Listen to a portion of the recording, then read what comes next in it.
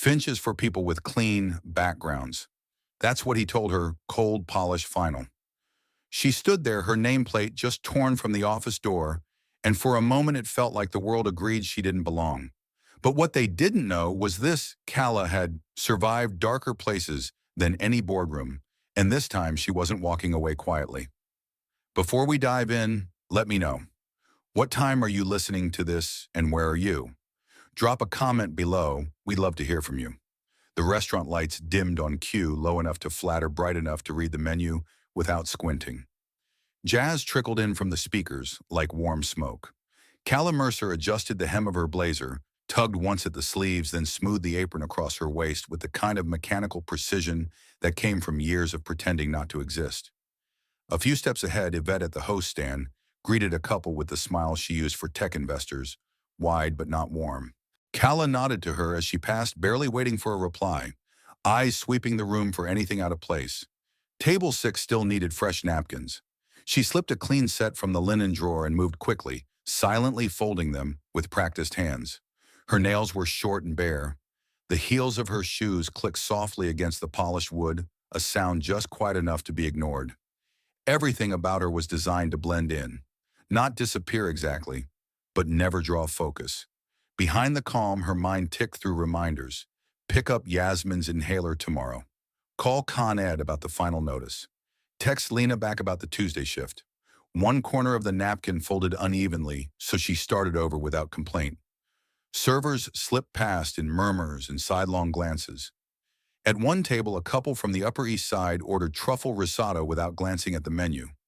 From the bar, a man requested a Manhattan stirred no cherry.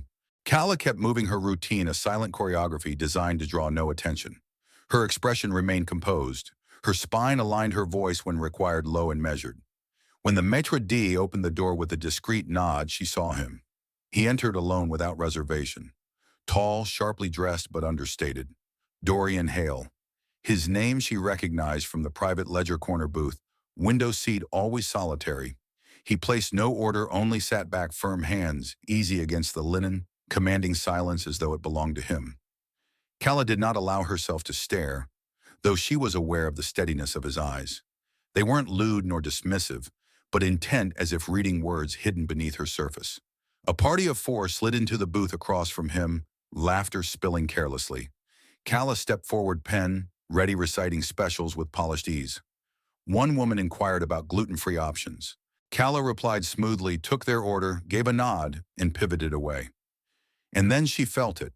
Not a touch, only presence. Her gaze lifted, caught by his. Dorian was still watching. The look carried no cruelty, no idle curiosity. It cut sharper than that, like a scalpel held just above the skin. Her heel snagged briefly against the edge of the mat. She corrected instantly, hand-brushing her jacket flat. No one noticed. Yet the moment lingered, delicate, fragile as glass. By the time the jazz trio reached their second set, the dining room had filled. A low glow bathed the space, flattering, never exposing. Waiters moved with practiced rhythm, napkins, crisp plates set down in quiet procession. The room held that cultivated ease of money, pretending it wasn't being watched. Calla steadied a wineglass on her tray, the stem balanced lightly against her palm. Table 9 had requested the '09 Bordeaux, not the 11. She adjusted without pause, offered a half-apologetic smile, and slipped away before anyone could decide whether to object. Across the room, she caught sight of Councilman Greaves arriving with 2 guests in tow. Behind him, a pair of developers she'd seen on the Boston Sunday segment. She shifted her posture before moving, shoulders square, jaw loose. There was no room for error tonight. Then came the sound. Not a shout, more like a thud against metal, followed by the unmistakable crack of something hard hitting tile. It came from the rear hallway near the kitchen. She turned just as a busser dropped his tray. From the back entrance, 2 men stepped through fast. One wore a windbreaker. The other had a ski mask and a handgun drawn low but visible. In a space designed for elegance, violence made a shocking silhouette. The room froze. Someone gasped too loud. A woman clutched her partner's arm, and a half-empty wineglass tilted. No one moved yet. The armed man raised his hand. "Phone's down. Stay where you are." The other muttered something to the nearest server, yanked a folded linen napkin off a cart. His voice shook more than his partner's. That worried Calla more. No one screamed until a guest near the entrance let out a sharp, startled cry. Reflex. The man with the gun jerked toward her, and everything tilted toward chaos. Hey, Calla stepped forward slowly, one hand raised to chest level. She's okay. She's just scared. No one's trying anything. Her voice didn't waver, not yet, just low enough to sound practiced, like she'd rehearsed it a dozen times in the mirror. The gunman's eyes flicked to her. You don't need to shout, she continued, carefully rounding the edge of a booth. Look, this is just dinner. Let's all stay calm and let you do what you came for. A few feet away, the older gentleman at table 4 was struggling to breathe, silent panic, chest rising fast. Calla made a small motion, with her hand reaching toward the napkin he'd dropped. She replaced it beside his glass without looking at him, as if she were just resetting a place. The man with the windbreaker grabbed the maitre d' by the collar, demanded access to the office. The gun never pointed at anyone directly, but it didn't have to. Its presence was enough to strip every sound from the air, except jazz. The band had stopped mid-note, leaving the last chord hanging like a question. Calla caught a glimpse of Dorian Hale. He hadn't moved. Still in the corner booth, hands clasped lightly over his knee, his eyes fixed on her. Calm, almost idle. But she noticed the subtle gesture, his thumb sliding across his cufflink, a quick tilt of his wrist. A signal. Something activated. Less than 2 minutes passed before a muffled click came from the service door. The two intruders turned in unison, tension snapping across their shoulders. For one sharp moment, it felt like the room would burst. Then they ran. Out the same door. Gone in less than 10 seconds. Calla exhaled quietly, just enough to remind herself she still could. Around her, guests stirred in confusion. Staff returned to motion, some rushing, others frozen in place. A server dropped a glass. Another dissolved into tears. Somewhere, someone even clapped absurdly. She crossed back to her section. Table 6 still needed their mains refired, and she hadn't yet taken the dessert order for the lobby couple. Her hand trembled as she lifted the water pitcher. At Dorian's booth, the bread plate remained untouched, the wine lowered by half an inch. He didn't speak, only lifted his eyes to her once. She set down the glass. It rattled faintly against the wood. He didn't acknowledge it, simply slid the receipt forward. A folded white card rested on top. Dorian Hale, private line. For your discretion only. Calla hesitated. She didn't pick it up, but her gaze lingered long enough. The elevator carried her upward without music numbers glowing softly each time the floor changed. Calla stood near the back, hands clasped, her reflection flickering in the mirrored panel. Straight posture, muted lipstick, hair drawn low. The lift paused at 35, again at 71, before opening at last onto a hush of glass and shadow. 88th floor, no reception desk, no waiting chairs. Only a black hallway stretching forward, floor-to-ceiling windows, framing Boston like a living blueprint. She stepped out, pausing as if to check whether she'd missed someone. A door on the right clicked open. No voice summoned her, but the invitation was clear. She entered. One wall was a vast sheet of glass, the skyline mapped against it in clean lines. The office held no awards, no flowers, just a dark desk, and the man seated behind it. He didn't rise when she came in. Sit, Dorian said. No offer of water. No handshake. His tone was dry but not unkind. Calla lowered herself into the chair. Leather cool against her back. She tucked her hands under the armrest to keep them from shaking. He leaned forward just enough to reach a folder. Didn't open it. Simply rested his hand on top. Why didn't you run? The question arrived without build-up, as if they'd already been talking for 20 minutes. She hesitated. During the robbery, he nodded once. I didn't think it would help, she said. Running, I mean. You didn't scream either. Or freeze. I've seen panic ruin more than it saves. Have you? It wasn't flattery. He wasn't impressed. He was collecting data. Dorian turned the folder sideways, angling it toward the glass behind her. I have a situation, not a job, not a desk. There's no title on the door because there won't be a door. She stayed silent, unsure whether he expected an answer. You'd handle sensitive matters, mostly people. Reputational risk, behavioral volatility, liabilities that don't fit neatly on paper. His fingers drummed once against the folder. Not accounting, not strategy, not numbers. Calla studied him. So, HR. His mouth twitched. No, HR fills out forms. You deal with the kind of messes forms can't contain. I'm not trained for that. You're not trained for anything technically. The remark landed sharp, though not unkind. Her jaw tightened. Then why am I here? Dorian tilted his head slightly. Because last Friday, in a room full of millionaires' cameras and white linen, you saw a threat and moved toward it. You didn't flinch. You managed fear without performance. Her voice dropped. You think that qualifies me to work for you? I think it qualifies you to choose. You can say no. She let her gaze drift to the glass wall instead of his face. Beyond the city stretched wide cranes rising over the seaport highways threading north. She could almost trace the 3-block walk from her apartment to the T-station, almost see the pharmacy where her sister's prescription still waited. A cloud slid across the skyline, drawing a long shadow over the rooftops. Her throat tightened. And if I say yes, you'll start Monday. 7:30. A packet and credentials are waiting. What if I'm not who you think I am? Then you won't last. But you'll know before I do. She didn't stand immediately. Her body stayed still while her thoughts lurched ahead, the ground shifting too fast, too quiet. Whatever this was, an offer, a trap, she could feel its weight already. Still, she gave a single nod. Dorian didn't smile. He opened the folder, signed, then shut it. She rose, and this time he did too. No handshake. Just a glance that held her in place a moment longer than necessary. In the hallway, an envelope waited on a small table. White, thick paper. It held a key card, a printed itinerary, and a security badge with her name already stamped.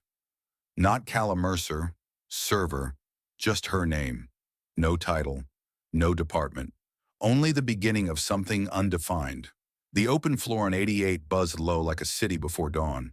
Keyboards clattered in rhythm, coffee machines hissed from the alcove, and glass partitions mirrored every glance, whether given or stolen. Calla walked the main aisle, new badge clipped neatly, blouse pressed too perfectly like armor. No one smiled. A few offered curt nods. Most simply stared. She knew the look, too curious to ignore, too careful to welcome. She moved toward the empty desk marked with a temporary nameplate, just C. Mercer typed on plain cardstock and set her bag down without adjusting anything. The air carried eucalyptus cleaner and a faint trace of cologne. Polished, scentless of dust, but offering no comfort. By 8:05, Dorian appeared. He didn't speak until they reached the glass conference room. As he opened the door, the voices cut off at once like a switch thrown. Executives, department heads, suits and silk ties. No one had expected him to arrive with her, let alone pull out a chair and nod for her to sit. He gave no explanation. Didn't announce her name. Simply opened a presentation on the wall screen and began. We have a sensitive project requiring a specific kind of attention. Mercer will be point of contact. At the far end, a man, the only one not shifting in his chair, tilted his head. His cufflinks gleamed. That Mercer Calla kept her gaze low. Yes, Dorian replied without pause. Effective immediately, the silence wasn't hostile. Worse, it was polite. It folded over her like plastic wrap. When the meeting ended, people filed out with clipped nods and murmurs. One junior associate, red hair and wide eyes, lingered at her screen. The deck still read, Whitestone Roll-Up Plan. With a single click, it vanished. She left without meeting Calla's eyes. Calla didn't need it explained. Whoever had led that project no longer did. She stayed seated, pretending to rearrange files on the tablet, her fingers slower than usual. In the glass wall, her reflection looked composed, but the heat in her ears betrayed her. You're not the first surprise Dorian's dropped into this room, a voice said. She looked up. The man from before cufflinks, navy suit expression, unreadable, stood at the doorway.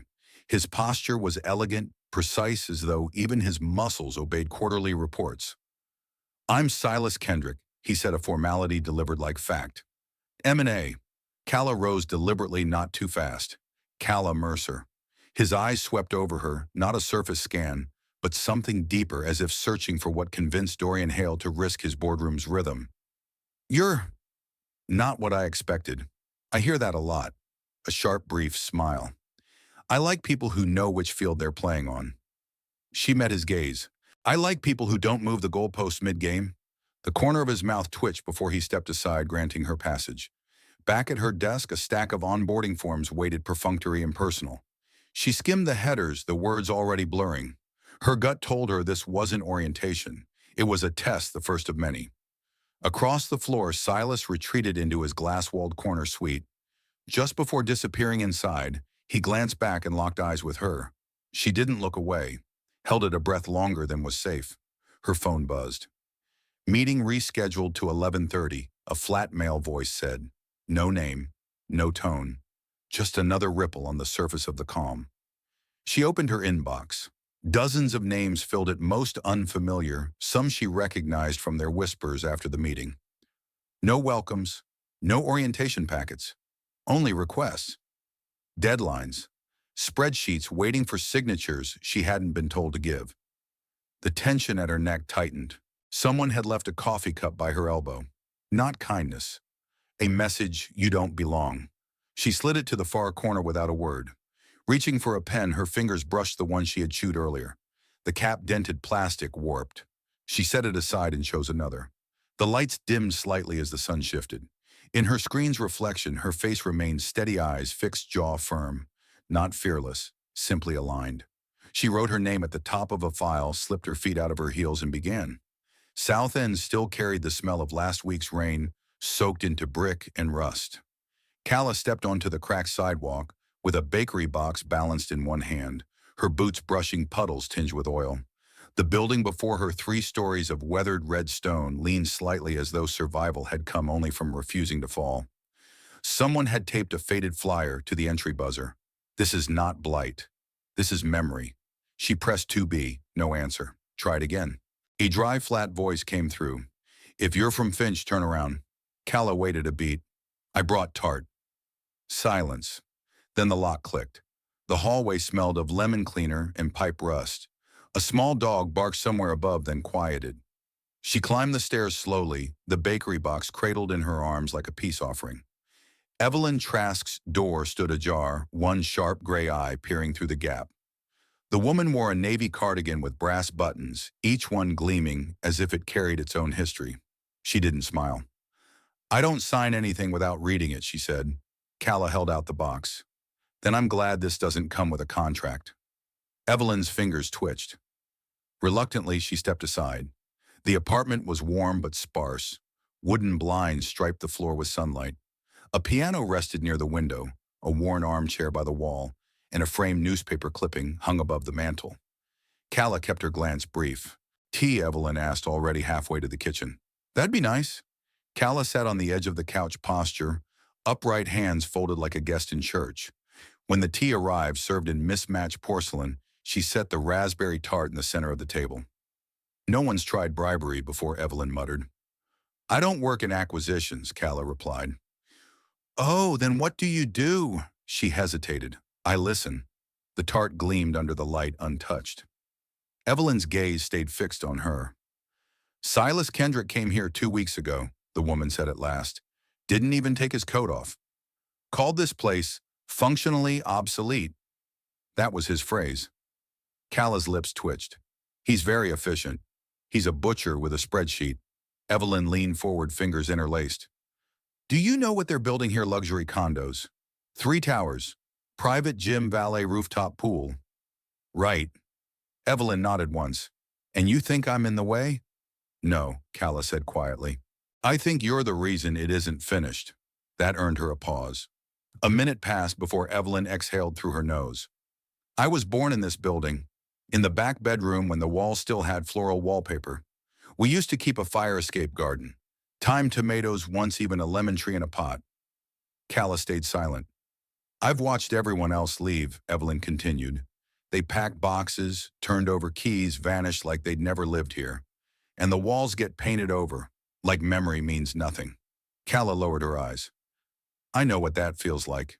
Evelyn narrowed hers. Do you? The quiet stretched. My father worked at the glass plant in Roxbury, Calla said before she could stop herself. When it closed, we moved 4 times in 2 years. I memorized every new address like it might slip away. I don't have baby pictures, just a receipt from a diner in Dorchester where my mom cleaned tables. Moisture beaded on the tart, its sugar bloom softening. Evelyn lifted a fork but didn't use it. Her voice turned softer. You think Finch sent you because I'd listen better to someone like me?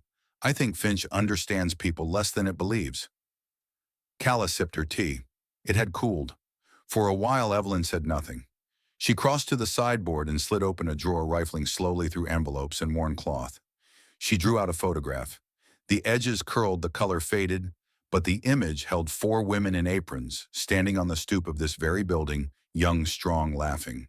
Evelyn extended it without a word. Calla took it, holding it carefully as though it might break. The cafe sat low beneath a canopy of elm trees, tucked beside a quiet stretch of parkland.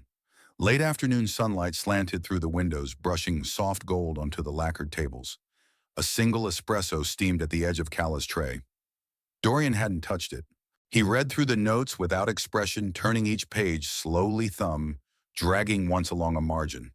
At the end, he didn't speak right away. He tapped the paper once, then looked at her. I don't need a story, Calla. I need a solution. One we can sign. One that won't make shareholders ask questions. His tone didn't accuse. It clarified, as if facts were bones and she had come in with flowers. Calla inhaled, eyes flicking to the steam curling from his untouched cup. What if it costs more than the appraisal? He tilted his head slightly. Not a yes, not a no. She reached into her bag, pulled out a folded proposal, handwritten, no bullet points. Rename the community garden as the Robert Trask Memorial.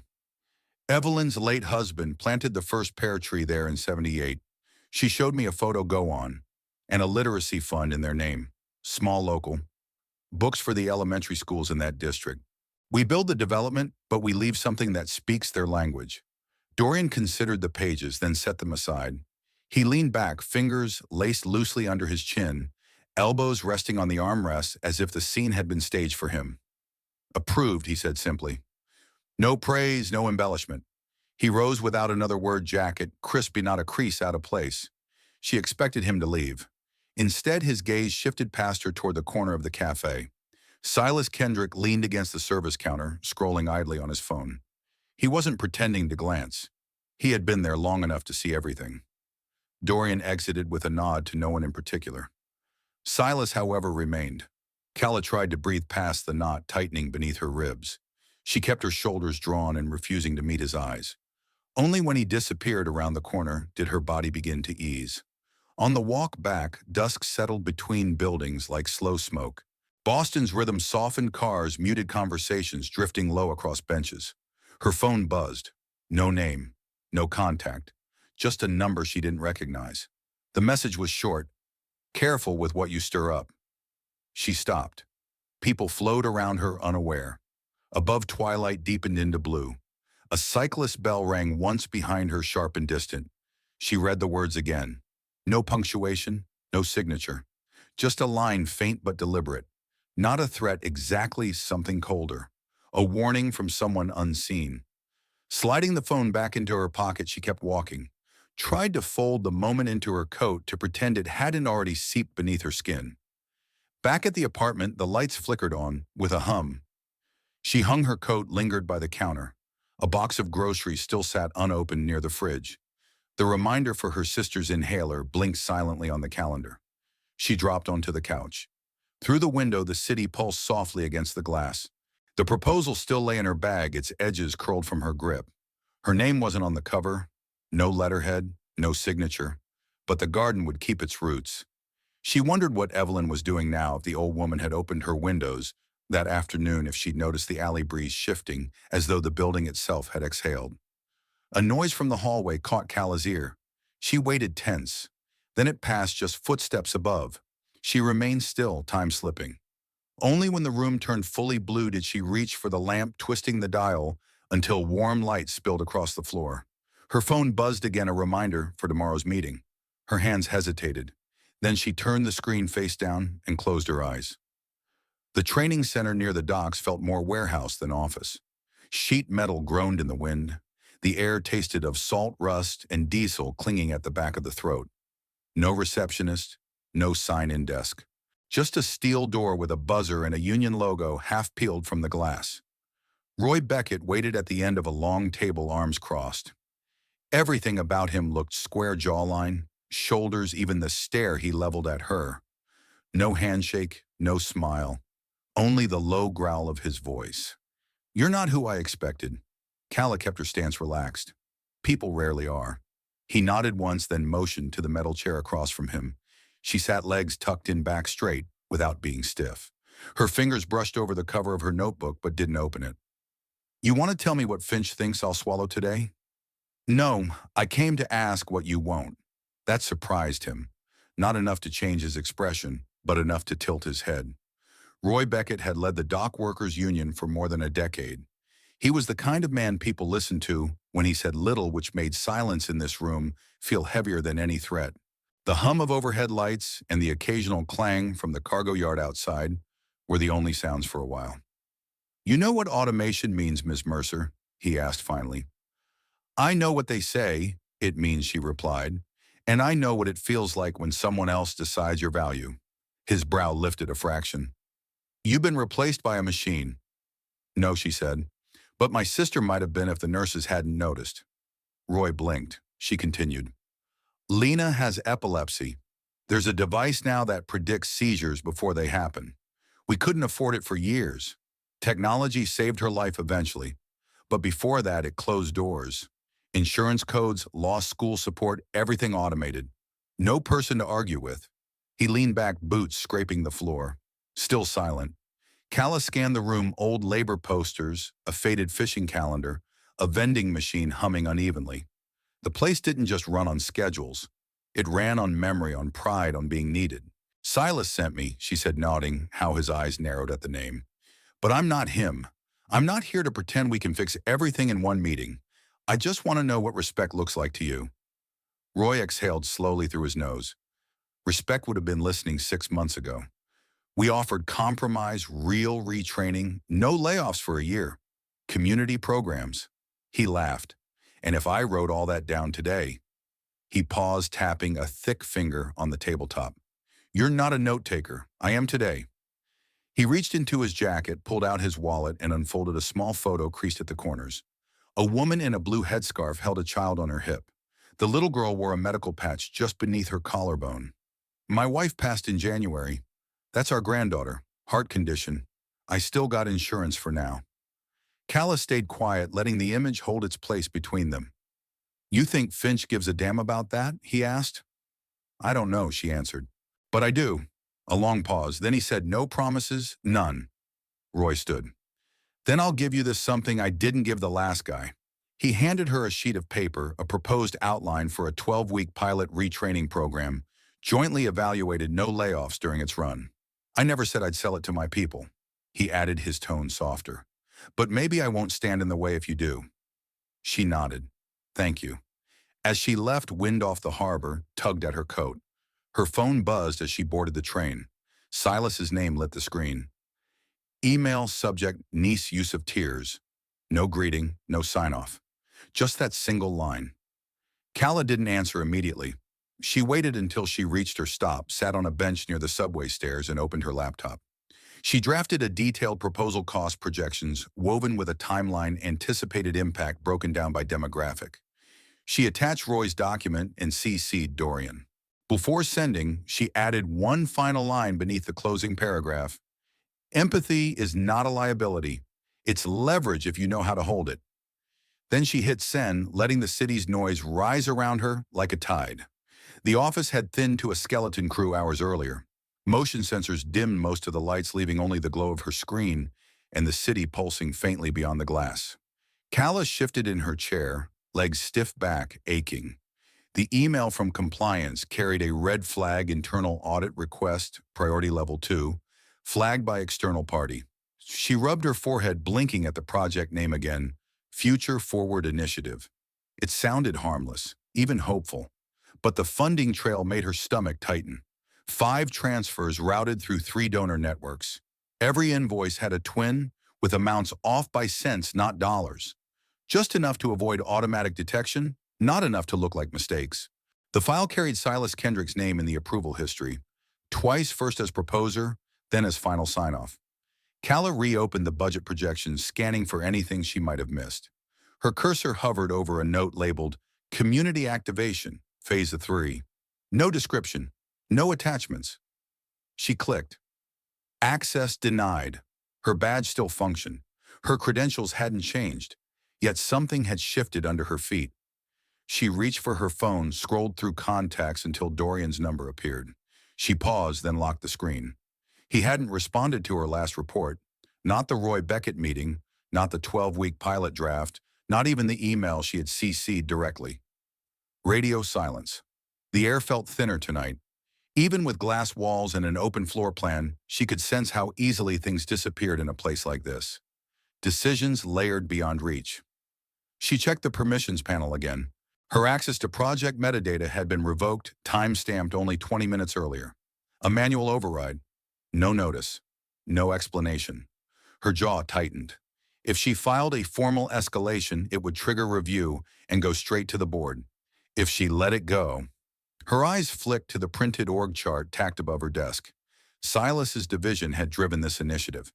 If it collapsed, so did his quarterly numbers. And her name already appeared on the revised budget memo. She opened a draft to internal review attaching the flagged transactions. She began writing her request for an expanded audit. When she pressed send, the system froze, then blinked. Authorization required. User permission level insufficient. She leaned back. The chair creaked louder than it should have. Behind her, the building groaned, a mechanical cough from the elevator shaft. She waited. Nothing followed. A new email flashed in her inbox. No subject, no sender. Just a timestamp, 11:42 p.m. One attachment. Her stomach knotted. She clicked. A grainy photo loaded a man in a Finch security polo standing near the staff entrance by the loading dock. The face was unmistakable. Michael Callister. Her throat went dry. She hadn't seen him since that night at the restaurant. He had vanished after the heist, no report, no arrest. And now he appeared in uniform, badge, logged into the system under another department. No message, no caption, only the image. She stared, unsure if it was a warning, a test, or both. Questions stacked in her mind like unstable crates. Why now? Why her, and who had sent it? The room seemed to close in. She locked her screen, slid the phone into her bag with unsteady fingers. Behind her, the elevator chimed again. One floor down, then another. She didn't wait to see who emerged. Grabbing her coat, she pushed into the stairwell and descended quickly, never looking back. By the time she reached the lobby, the glass doors stood dark. Streetlights caught her reflection, blurred, double exposed with the city beyond. She walked 2 blocks before checking her phone again. Still nothing from Dorian, but the message remained untouched, unresolved, like a thread waiting to be pulled. The bar was half empty, soaked in low amber light, in the hum of a distant jukebox. Calla sat near the back, fingers curled loosely around a glass she hadn't touched in 20 minutes. Her coat still hung from her shoulders, too warm for the room, but she didn't move. On her screen, Michael Callister's face stared back from the security still. His Finch badge sat crooked on his chest, the photo ID too new to be coincidence. The timestamp from 3 weeks earlier placed him at the building the same day Silas submitted the budget approval for Future Forward. Her breath slowed as the names aligned. Dean Callister, the man with the gun that night. Same jawline. Same glare. Brothers, cousins, maybe closer. She didn't need a family tree to see the link. Both trails led back to Silas Kendrick. She'd reviewed Silas's approvals before. Michael had faced a financial misconduct probe last quarter. The report was buried in the compliance folder marked internal only. The dismissal, rubber-stamped by Silas. She lifted her drink at last, more to occupy her hands than anything else. It burned going down, but she didn't react. Silas hadn't just buried a case. He'd kept the man close. Gave him a badge, a back door into Finch's system, and now someone had made sure she saw it. Across the bar, 2 marketing analysts picked at Wings 1, laughing too loudly. Neither glanced her way. This place was supposed to be a release valve for the pressure above, but it failed tonight. Her phone buzzed. A new email. Internal comms. She opened it. Silas. Reminder, all department heads, please ensure junior hires and newly transferred staff are reminded of media guidelines. We've recently had attention from local press. Let's stay proactive and manage visibility carefully. SK. Calla read it twice. Perfectly polished. Too generic to prove anything. Yet the words landed like a blade. She could almost hear his voice in it. Stay small. Stay quiet. Don't stir waves. You can't survive. She closed the message, set the phone face down, and stared past the rim of her glass. A napkin rustled as someone slid into the booth across the bar. Tessa Moran. The reporter sat half-turned, sipping something dark. Hair-braided, loose leather notebook untouched at her side. She wasn't here for Calla yet, but her eyes swept the room, and when they lingered a moment too long, she offered a polite, meaningless smile. Calla didn't return it. She rose, dropped a tip, and walked out, leaving her drink unfinished.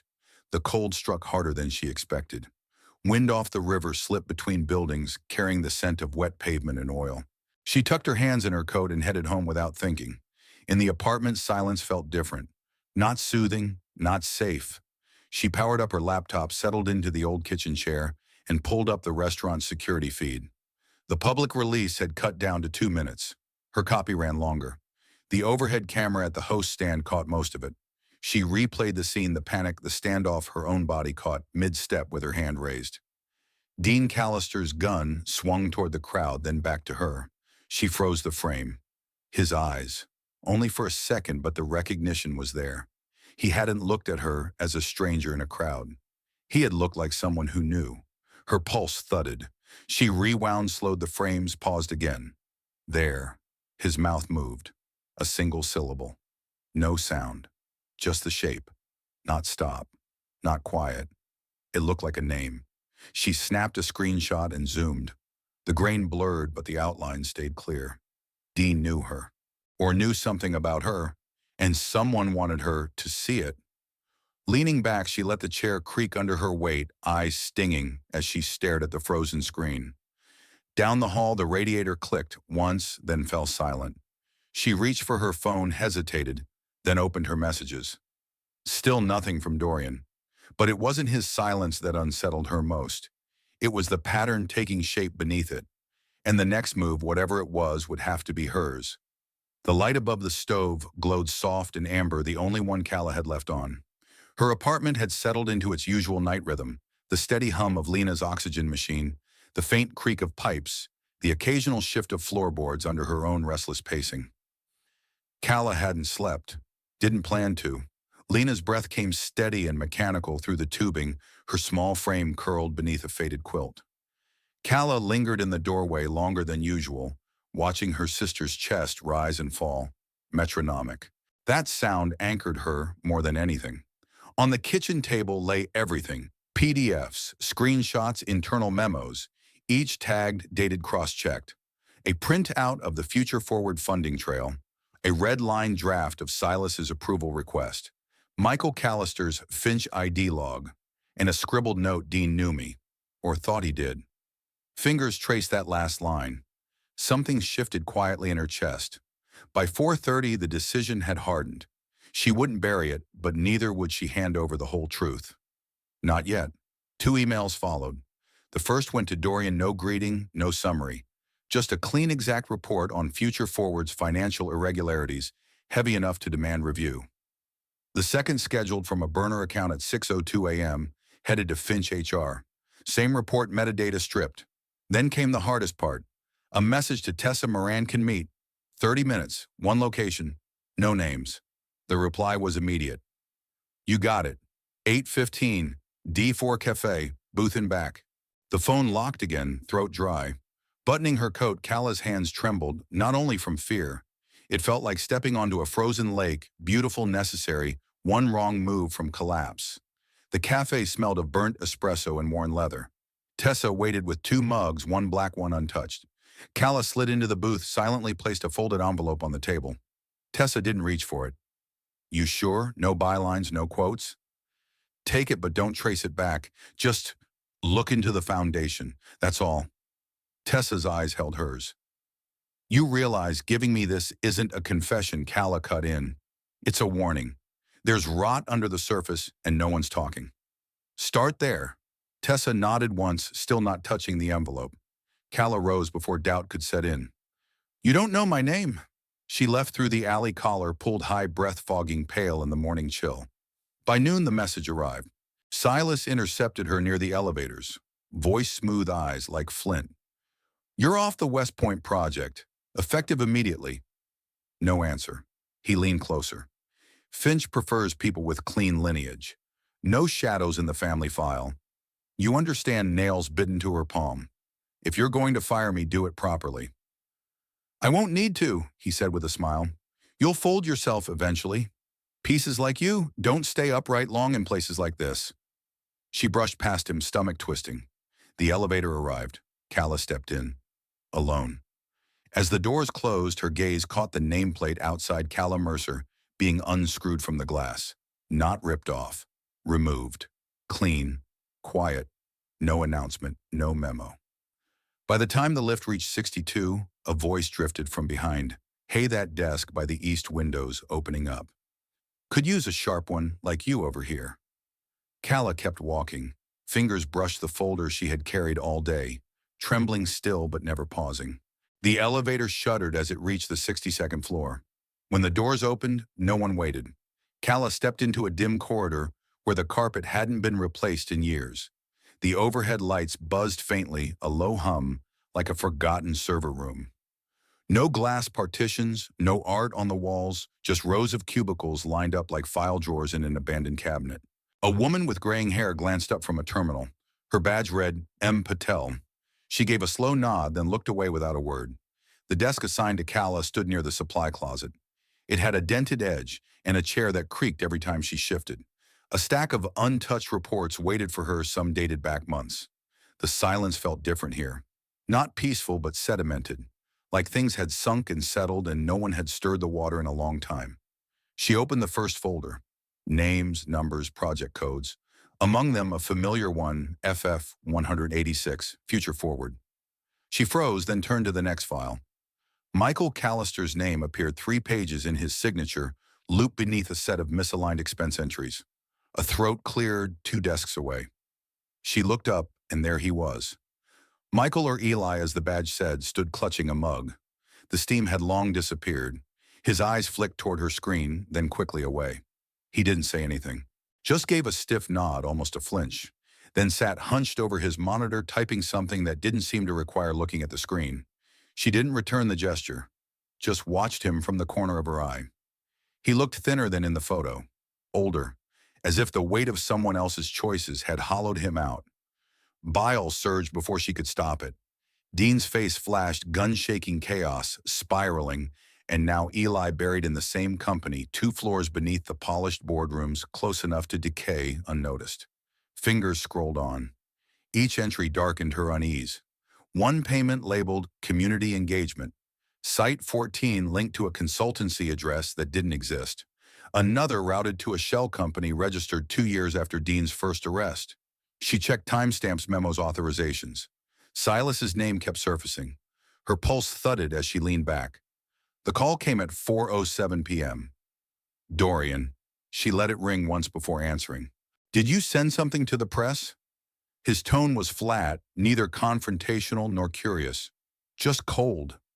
What does your file say? She asked after a pause. A silence. Then don't be clever. I sent what was necessary, she said evenly. Nothing that puts you at risk, unless you're more involved than I thought. A slight hitch in his breath. You're walking a tight line. No reply. She only watched the window concrete wall, nothing more. The line clicked, dead.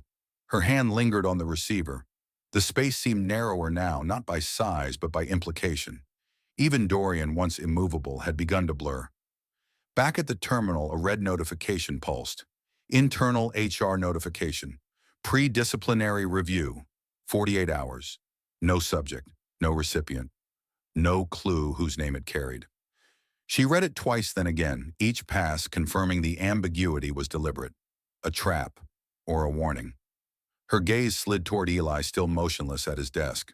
Had he received the same notice? Was this netcast for both, or only her? The cursor blinked on an empty draft. Nothing came. Overhead, the air conditioner kicked on. A loose vent cover rattled against the ceiling. Calla remained still, eyes fixed on the screen as her world ratcheted one more notch tighter. The room had no windows. 4 muted gray walls enclosed a rectangular table, too large for 3 occupants. Calla sat at one end. Silas Kendrick took the opposite side posture, relaxed fingers steepled like a man chairing his own review. Between them perched the HR representative, Miriam Cho, according to her badge tablet balanced in hand eyes darting as if she longed to be elsewhere. We appreciate your cooperation, Miriam began, voice neutral. Today's meeting is not a disciplinary hearing, but a procedural audit, specifically regarding the handling of flagged anomalies in the future forward file. Calla kept silent. Silas offered a gentle smile, the kind people mistake for concern. It's important we maintain consistency in our escalation processes. I think we all understand how easy it is to misread patterns when unfamiliar with our systems. She turned to face him fully. You mean I misunderstood? Not your fault, he replied smoothly. You acted in good faith, but without cross-referencing departments, some entries may appear irregular. The warmth in his tone curled like smoke from a burned-out fire. Miriam tapped her screen. We've reviewed your initial memo, Miss Mercer. The language raises questions, particularly this paragraph. She angled the tablet. Potential misuse of philanthropic funding to obscure internal revenue transfers. That's quite serious. That's not what I wrote, Calla said quietly. Silas folded his hands. I believe we've all had moments where rough drafts get saved by mistake. It wasn't a draft. He tilted his head. Perhaps a formatting glitch then. I can be unpredictable. No accusation, no anger, just layers of insinuation draped in silk. The screen displayed what was now labeled as her memo. Words had been reshuffled, dates changed, half a sentence quoted out of context. Her name still sat at the top. Calla gripped the edges of the table, fingernails pressing into wood. She remembered standing behind the host stand in that restaurant, the overhead lights glaring down her spine, pulled straight by necessity. Guests who never saw her face still judged her posture. Managers who smiled while watching her fail. The same heat pooled now low in her stomach, coiling tight. I'd like to formally request access to the edit logs of that file, she said. Miriam looked uncomfortable. Access to system logs is typically reserved, I'm aware, Calla cut in. But this is my name on a falsified record. Silas made a soft sound, something like amusement disguised as breath. Let's not escalate. It only slows things down. The meeting ended without decision. Miriam promised to follow up. Silas offered to walk her out, but Calla declined. She stepped into the hallway alone. Voices drifted from behind closed doors. Phones rang, muffled. A printer jammed and restarted. Everything looked ordinary, finely tuned, well-oiled, until a man in a charcoal jacket brushed past her shoulder at the elevators. He didn't slow, didn't speak, only slipped something into her hand. A small black USB drive, no label. By the time she turned, he had vanished down the stairwell. At home, the apartment lay dark except for the pale glow of Lena's oxygen machine. Calla kicked off her shoes, powered up the spare laptop, and slid the drive into place. One folder, two files. The first, her original memo, time-stamped intact phrasing, sharp and cautious, nothing exaggerated. No mention of internal transfers, only flagged irregularities and a request for further review. The second contained access logs. Her pulse climbed as the list loaded. Edits initiated with Level 3 admin clearance. Timestamp 3 days ago. Username Skendrick. Breath locked in her chest. The screen glared in her glasses, 2 lines of truth that thickened the air. Part of her had clung to the hope of a mistake, a coincidence. But the name shone cold and precise. In the bedroom, Lena stirred in her sleep. Calla closed the laptop, pulse hammering against her ribs. Not paranoia, not illusion. Proof. The rooftop greenhouse lay silent, heavy with citrus and old water. Heat clung to the curved glass panels, blurring the skyline beyond. No voices, no movement, only the hum of a fan and the occasional creak of settling metal. She threaded her way between rows of lemon rosemary bay leaf, as if entering something sacred. The space had been hidden from her until 2 hours ago, when a stray line in a maintenance report caught her eye. Unit 88R. Humidity regulator off schedule again. Dorian waited where the notes suggested. Seated on a wooden bench, sleeves rolled jacket beside him. Shoulders rigid, his stillness felt more calculation than calm. A glass of water rested untouched at his elbow. She approached to within 3 feet before stopping. Without ceremony, she set the folder on the table. The USB drive lay on top, metal glinting under greenhouse light. I'm not here to plead. His gaze lifted slowly, meeting hers with neither warmth nor hostility, just precision. "If you want me gone, just say so," she added. "But I won't go quietly." That got something. Not a reaction exactly, but the faintest shift in his posture, like she'd triggered a lever somewhere just beneath the surface. Dorian didn't glance at the folder or the drive. His eyes stayed on her. "You're sure this is real? I watched the audit logs myself." It's not a guess. Still no movement from him, only silence. "I know what it means," she pressed voice even. "Someone in senior leadership edited my memo, deleted the cautionary flag, changed the language, made it sound like I jumped to conclusions. And you're saying that person was Silas Kendrick?" She gave a single nod. "The system tracks who edits what. The timestamps are clear." Arms folding, he leaned back. "Do you know what this becomes if you're wrong?" "Yes. I've known since the moment I opened the file." The pause that followed brimmed with unspoken weight. "I could have leaked it," she said. "To HR. To the press." "I didn't." "You sent a redacted version," he replied. "To the media." "I saw the alert." "That was Future Forward," she answered firmly. "Not Finch. And I kept your name and everyone else's out of it." His exhale came slow, as though balancing oxygen against risk. "Why bring this to me now? Because if I were you, I'd want to know before the whole place caught fire." For the first time, his gaze shifted to the folder, not opening it, only acknowledging its weight. "And if you were me," he asked, "what would you do?" Her reply landed steady. "I'd choose the one willing to stand in the fire, not the one who lit the match and ran." Something tightened in his jaw, brief but visible. No self-pity marked her tone. No staged virtue. Just an unflinching offer. A choice between quiet rot and the sharp edge of truth. His fingers tapped once on the table before he drew out his phone. Pale light washed across his knuckles as he typed. She stayed silent. He hit send. 10 a.m. tomorrow. Conference room 4. A breath escaped her, one she hadn't realized she'd been holding. He rose, adjusted his sleeves, reached for his jacket, but left it draped over his arm. At the doorway, he glanced back. Something flickered across his face.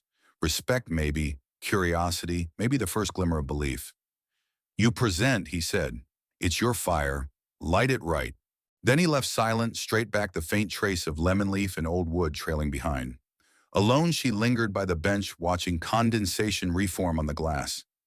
Fingers curled once around the folder's edge. Tomorrow the tower would rise again with sunlit windows and locked smiles.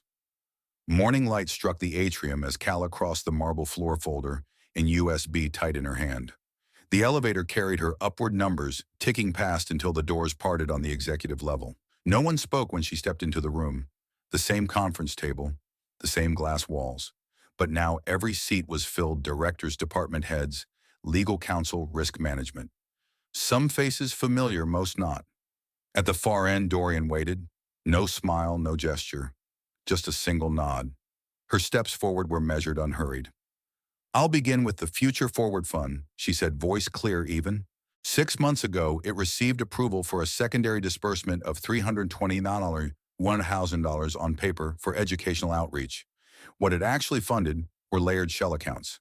Cross-checked against independent filings, at least 4 of those entities no longer exist. A shift ran through the room, not loud, just subtle, a collective inhale. She continued, laying out each thread: the erratic financial patterns, the inconsistencies in the review process, the internal approvals that bypassed normal oversight. Then she pulled up the data logs, the ones showing her own report, and the altered version entered into the archive 2 days later. A section was removed, she said, tapping the screen. The caution flagged, the audit note. "This is the original. Time-stamped.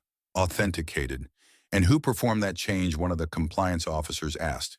She didn't answer. She clicked again. The log entry blinked onto the screen. "Username's Kendrick." A long silence followed. Silas leaned forward, adjusting his cuff. "Any system can be tampered with. She's not a data engineer. She's speculating." "I had the logs verified by IT," Dorian said without looking at him.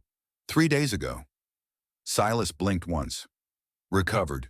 She's clearly emotionally invested. We've all heard about the incident at the restaurant. Her connection to the suspect, Calla, didn't flinch." She opened the final file. "Dean Callister," she said. "Convicted.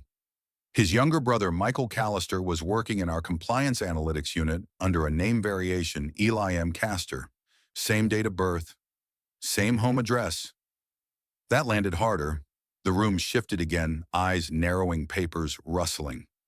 No formal background check was filed, she said. His hiring bypassed standard vetting. And how does this relate to me? Silas asked, voice sharpening. She didn't raise her tone. Michael was internally investigated 4 months ago for irregular data handling. The case was dismissed by his direct supervisor, who was you. A quiet fell again. This one heavier. Even if that's true, Silas said, standing now, it doesn't imply malice or conspiracy. This is built on innuendo and optics. I agree, Dorian said, which is why I had legal cross-check every point she raised. This, he gestured to the screen, is no longer about optics. Silas turned jaw set. You're going to take her word over mine. I'm going to take the data, Dorian replied. Then evenly, effective immediately, you're suspended pending full review. The blow landed without theatrics. No raised voices, no slam fists, only the stillness of a man realizing the room no longer belonged to him. Silas didn't argue. Papers slid into his briefcase with measured precision. He walked out. The door clicked shut behind him. For a moment, silence held. Calla stayed upright, pulse hammering, though her voice had never once cracked. No begging, no raised tone, only the evidence set down, left to fracture on its own. Dorian's gaze found her. You're ready, he said. Not a question, a confirmation. Her nod was slight but steady. At the far end of the table, someone clapped. Once, then again. A few others followed, scattered, restrained, but enough. Calla's expression remained calm. Spine straight, hands folded at her waist. Not rescued, heard. And this time the room had listened. The platform hadn't changed. Same cracked tiles beneath her boots, the same rust-streaked beams overhead. Even the arrival board blinked with its sluggish delay, as if time here belonged to someone else. On the cold bench, Calla sat with fingers laced in her lap, coat buttoned to the throat, though the air was hardly cold anymore. This wasn't about catching a train. It was about finding a place that hadn't lied to her. Trains arrived, trains left, schedules posted, destinations announced. No smiles, no hollow praise, no office politics under fluorescent light, just motion. Her breath left her slowly. Here no one noticed. No whispers, no sidelong glances over file folders, no elevator doors closing just a beat too soon. From her coat, she drew an old notebook, spine-cracked corners, curled from years of being wedged between paper bags and prescription boxes. Pages open to her own handwriting, tight compressed shifts at the diner, backup shifts at the hospital cafe. Lena's meds dosage times, doctor visits, groceries itemized by expiration date. A thumb traced smudged ink along the margin where overtime hours had once been logged. One line caught her eye: Tuesday, Lena's MRI. Call if blood work doesn't arrive. Don't forget applesauce. The corner of her mouth twitched, not quite a smile.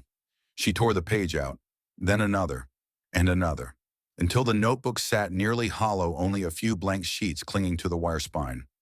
Rising, she dropped the bundle into the trash beside the timetable sign, watching it settle like something finished. Not defeated, just done.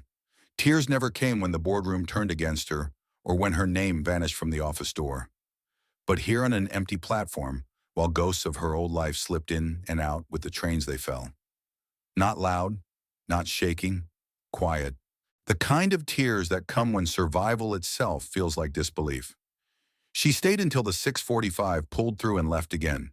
No destination, no need. On the walk back, she cut through a side street toward Washington Avenue. Lights from the old corner restaurant glowed amber through the windows. She paused across the street. Another face worked the host stand now. New uniforms, likely a new menu, but the same scuffed tiles on the floor, the same chipped railing near the register. The faint smell of fryer oil still hung in the air. No need to go closer. Hands in her pockets, she watched through the glass as a waitress set 2 waters at table 7, the one near the back where Lena had once drawn cats on napkins while waiting for her shift to end. Nothing had changed, and that was fine. Turning away, she crossed the street. Fingers brushed her coat pocket, meeting the familiar edge of a white card. She stopped, pulled it out. The corners were bent, the ink faded from too many touches, But still legible Dorian Hale private line weeks had passed without needing it, without even thinking of it, and yet she had never thrown it away. Once she turned it over. Only once. Then slipped it back into her pocket and walked on the sound of her boots steady against the pavement, like the tail of a storm no one believed would end. The air carried a crisp clarity, the kind found only on mornings too early for traffic. Sunlight skimmed across the glass exterior of Sterling Tower, casting long gold streaks onto the plaza below. Where once there had been a fenced-off lot and a cracked concrete path, there now lay open lawn-low benches and a curved garden bed shaped like an open palm. Calla stood just outside the ceremony circle, her name printed neatly on the event brochure tucked beneath her arm. A subtle breeze caught the edge of her blazer. The garden wasn't extravagant. It didn't try to impress. It simply invited people in. Children traced their fingers along the bronze letters of the memorial plaque, Robert Trask Garden, in memory and motion. Near the podium, a small crowd gathered. Local press, community leaders, a few stiff-suited executives from Finch. But no spotlight, no stage. Dorian Hale remained toward the back, arms crossed, sunglasses reflecting the sky. He didn't approach her, didn't wave. That felt right. Calla moved toward the microphone. No cue, no fanfare, just silence.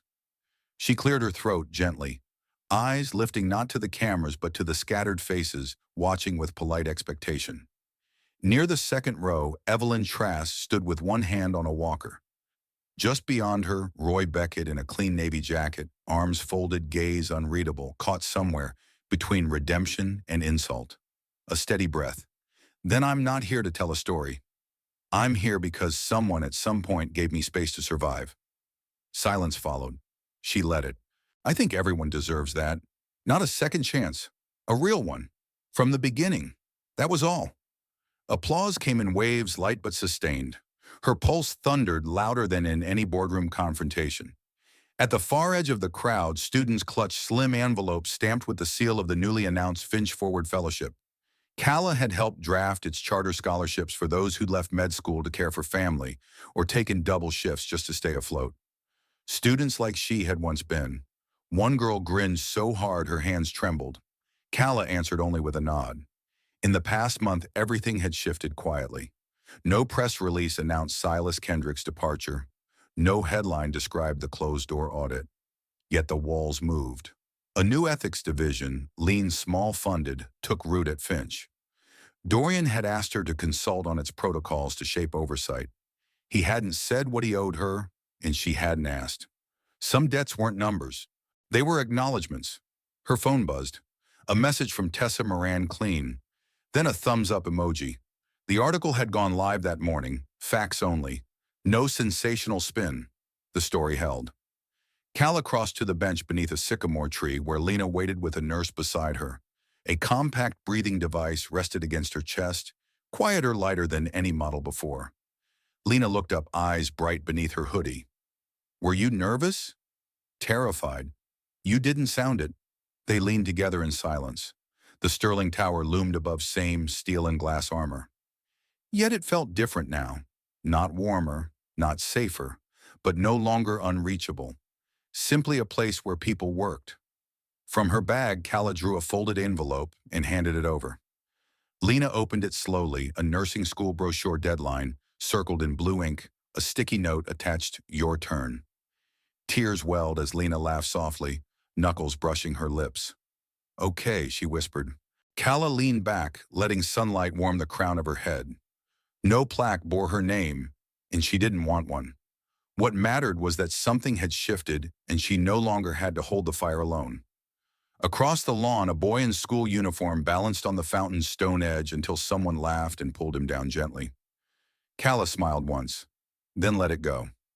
The kettle clicked off with a soft pop steam curling into the morning air.